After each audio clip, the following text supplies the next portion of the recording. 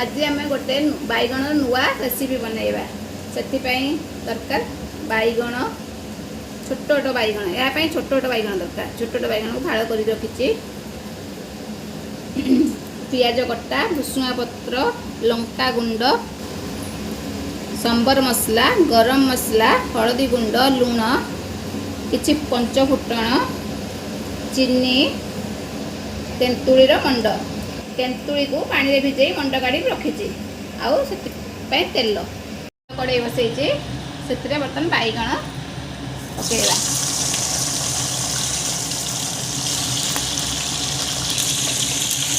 बैगण सब हल्का लाली हवा पर्यंत टिके भाजवा बैगण को आम तेल कड़े काढ़ीदे गैस ऑफ करदे बैगण सब को काढ़ीदे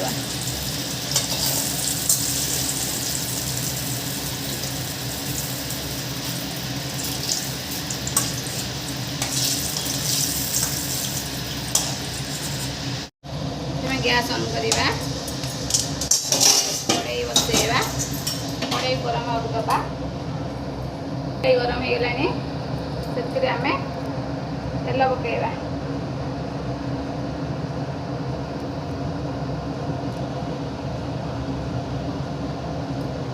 तीन स्पून तेल पकेनी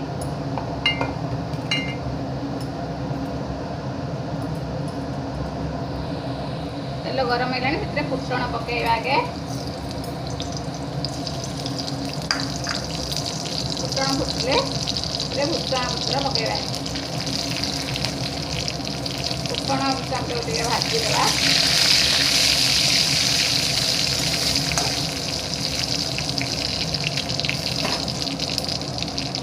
बर्तन पियाज कटा पकेवा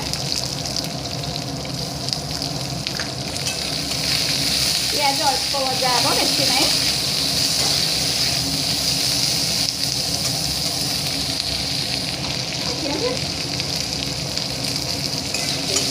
पियाज अल्प भाजला गोटे स्पून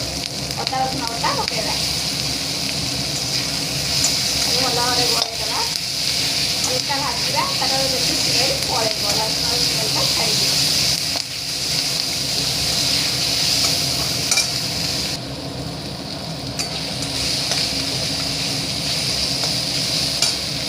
बर्तन हलदी गुंड लंका गुंड अनुसार लुण पकाइबा भल भाव गोलैदेवा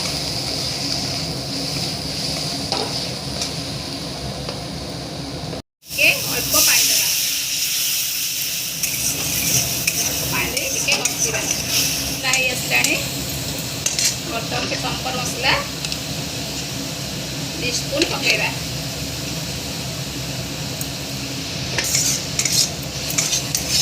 भल भाव गोलैबा से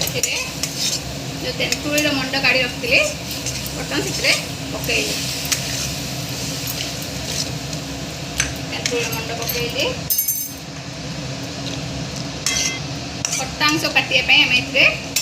अल्प चीनी दबा 2 स्पून 3 स्पून चीनी दबा टिके समय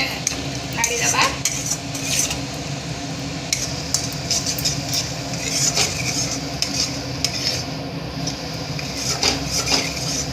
बर्तन आम गोटे गिना पानी दबा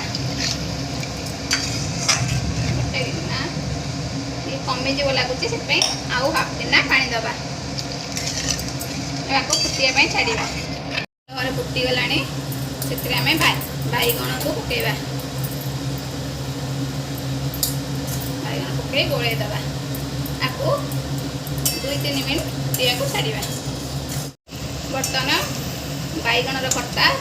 प्रस्तुत या रुटी भात सागे बहुत टेस्ट लगे निश्चय थे खाइबे